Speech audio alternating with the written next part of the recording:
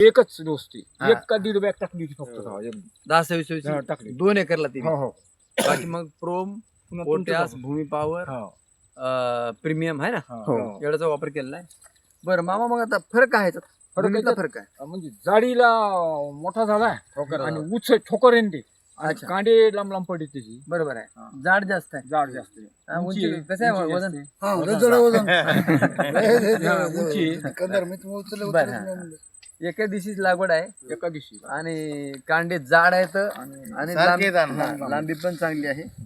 तर आता किती आहेत कांडे मोजा पडतात तुम्ही? आपण मापले 2, 32. 3, 4, 5 जोरात म्हणा 6 1 2 3 4 5 6 7 8 9 10 11 12 13 14 15 16 17 18 19 20 21 22 23 24 25 26 27 28 29 30 31 32 32 कांडे अजून 10 दिवसाला 12 महिने होणार तर आणि 32 कांड्यावर ऊस आहे आज.